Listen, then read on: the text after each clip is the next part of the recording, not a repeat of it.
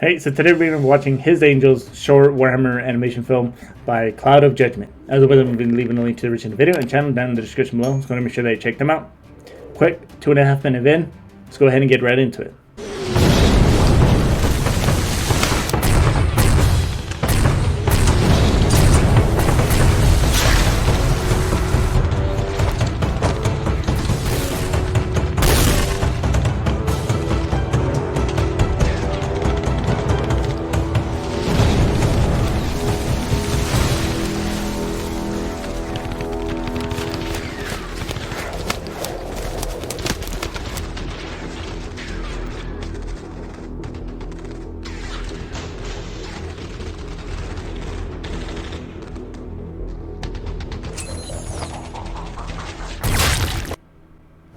Hold on one sec.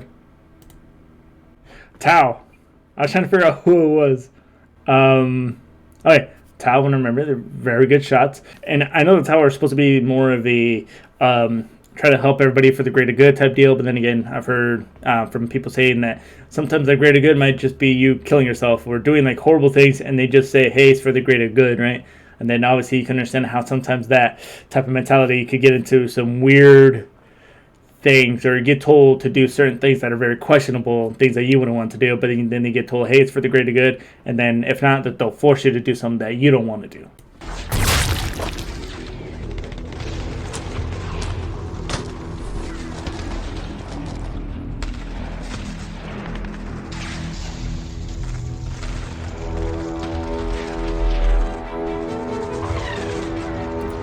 Where's your rifle, you? That's one of the. I mean, obviously, I know this is just a short film, but you know, wouldn't be a reaction if I didn't pick at some things. And also, I just realized now, since this guy's carrying shoulder plates, and this guy isn't, right? Obviously, he's gonna have a little more protection. But then again, because this is also done like today, right? I don't know. I want to assume it was the army, right? That they would have more padding, although I don't know if they would actually put like sappies and that extra padding. It would be on the legs as well, which sounds really cool in theory, right? As far as being able to take more shots from different parts in your body. Here's the thing that I can immediately see wrong with that, as far as just carrying extra forms of armor or protection. One, feels light at first, but it's going to get heavy real quick, which means you're going to be slower. If you're slower, everyone cannot move as fast or as quickly as you may want to be able to, depending on the situation. And also, the part about the rifle, I mean, obviously, I'm going to pick out a few things. Obviously, just the film, I know. As far as when you're in deployment, right, that rifle never leaves your sight. The only time it ever does, if someone's watching it, or if you're putting it in your armory. For us, we had our own like little chain of command area. Shit, I forgot what it was called. But it's essentially where we stored our armory. We had our little presentations in there, and you know, things of that nature. Our administrative side of things.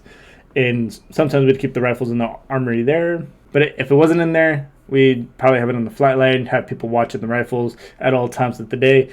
But if it wasn't there or in the armory, then we'd have it on us at all times.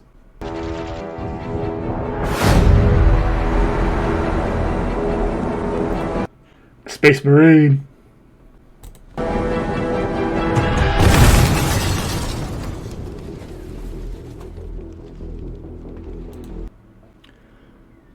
Damn it.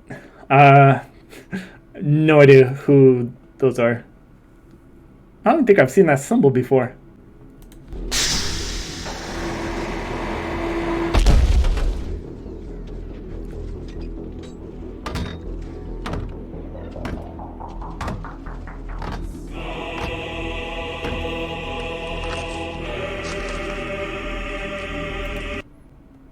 Blood Angel is the only one that's coming to my mind about whenever I see like the red color scheme. And also, it did kind of look like an eagle with like a drop, and it was red, so it might be like the drop of blood. So Blood Angel. I'm gonna assume.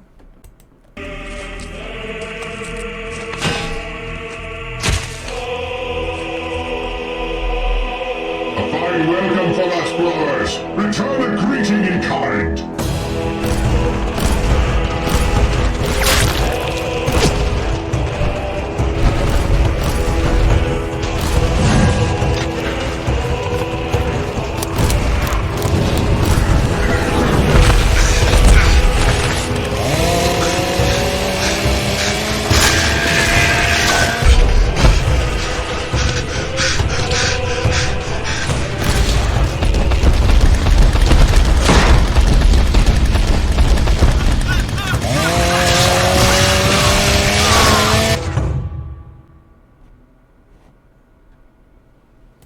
All right, hold on. I heard a little bit of sound, so I know it's not over yet, but let me just take a brief second to pause with that.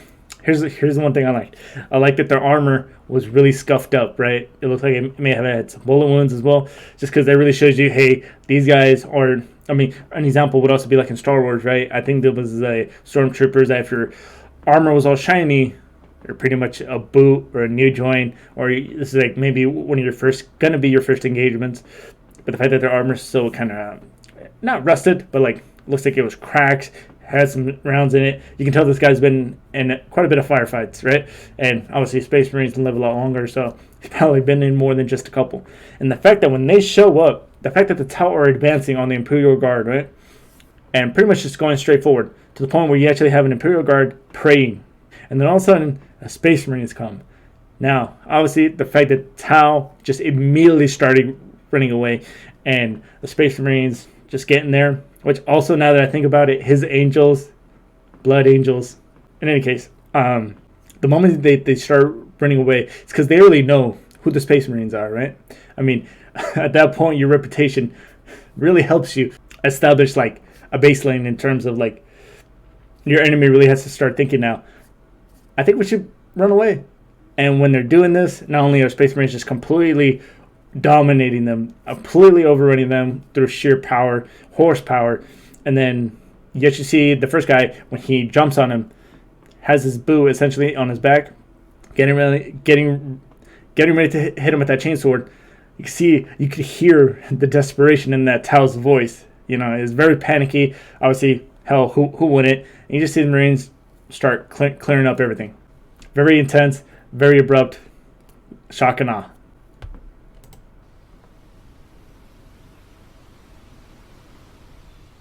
Alright, so let's go ahead and talk about that for a minute. I really didn't have too much to say. It was very quick, great animation. Honestly, I'm still honestly surprised about how people managed to do this. But the part about the Tau, right? I mean, obviously this might just be for the film, but the Tau obviously supposed to be a lot better at long range shots. You know, I was surprised that they actually started charging the Imperial Guard instead of the other way around.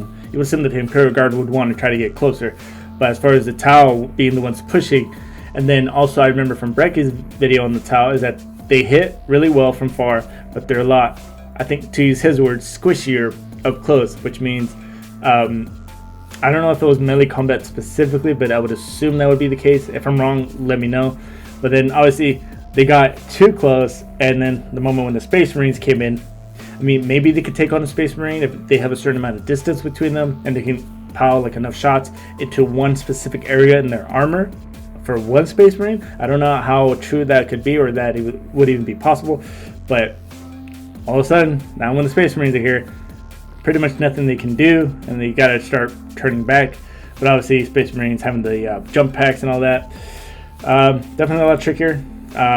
This was the scene where I was actually mentioning about, you can kind of hear the panic that they really regret just being there right now. And then we just see right here, like the Space Marines just completely charging into two other Tau. And I just realized, the only thing I've ever heard with the Tau is that they have long range weapons. Do they have any? I mean, it looked like all these rifles are pretty much the same.